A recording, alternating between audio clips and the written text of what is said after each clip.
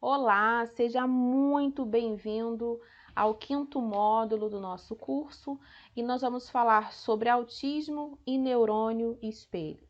Talvez você nunca tenha escutado falar sobre os neurônios espelhos, mas nós vamos entender um pouco agora sobre essa teoria. Essa teoria ela foi descoberta na Itália nos anos 90 pelo pesquisador Risolati. Então, é uma teoria internacional que um pesquisador nos anos 90 começou a estudar sobre. Mas o que é o neurônio espelho? Os neurônios espelhos, eles são localizados no córtex pré-frontal e eles são responsáveis pelas ações comunicativas do cérebro.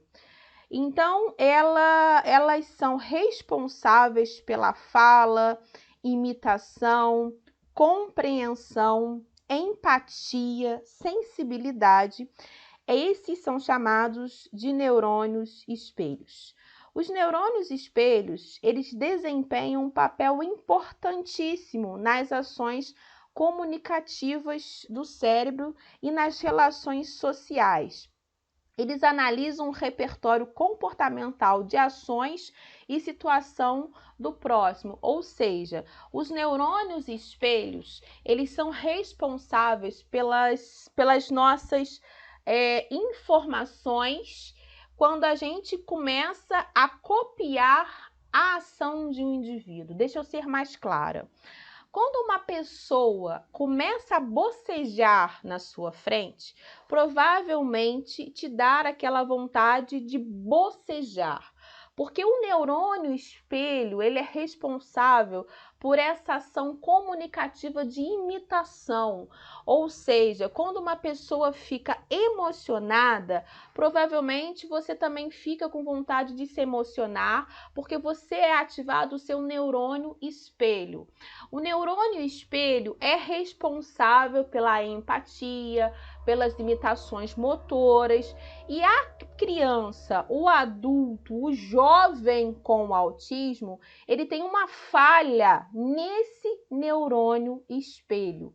Então, neurônios espelhos são células que estão localizadas no córtex pré-frontal e eles são denominados neurônios visomotores, ou seja, as ações do outro, que o outro faz, de imitar, de falar, de chorar, de rir.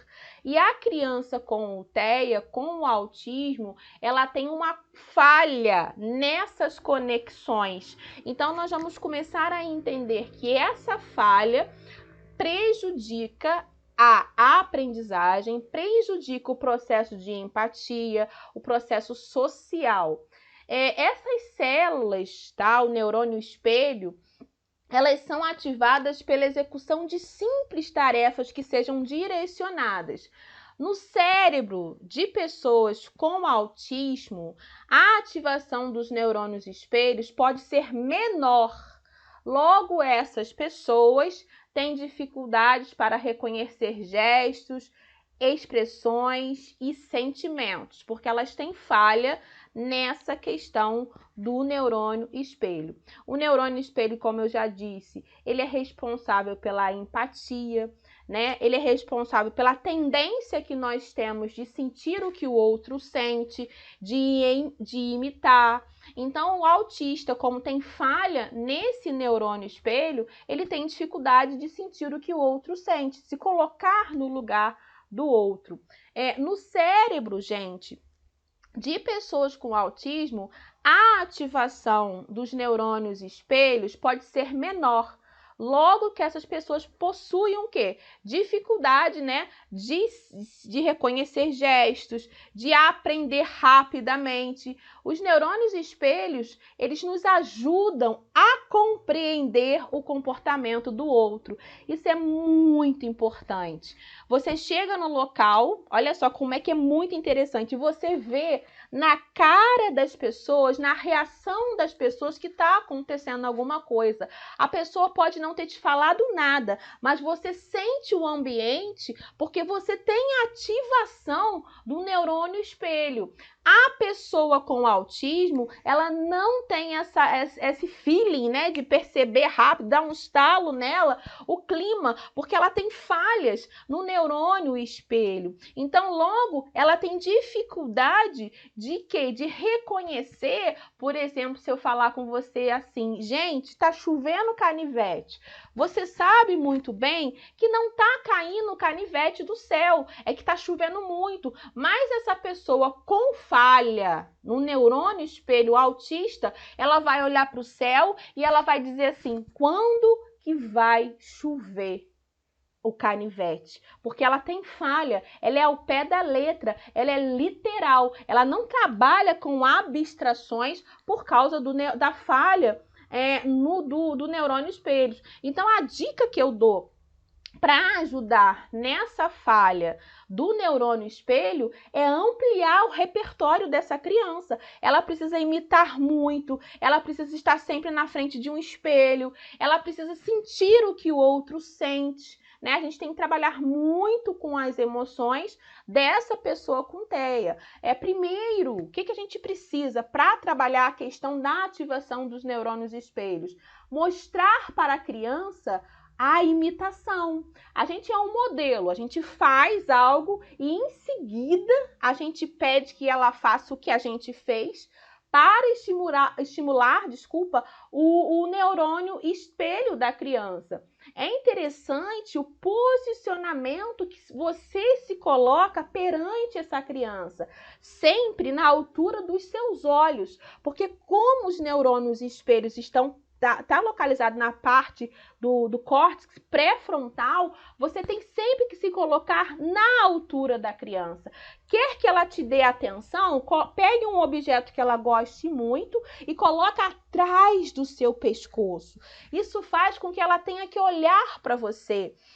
E isso faz o quê? Uma ativação do neurônio espelho. A gente chama de suporte posicional para estimular o neurônio espelho. Então, a gente vai sempre alterar a posição do objeto para facilitar o contato. Um outro exemplo é colocar também esse objeto na altura dos olhos. Por quê?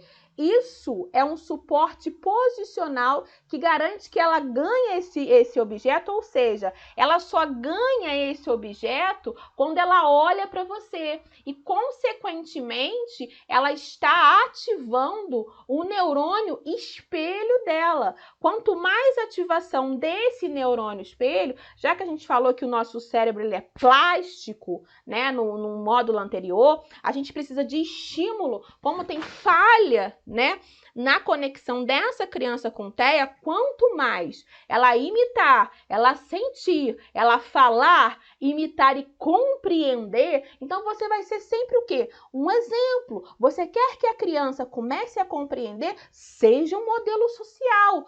Faça, né?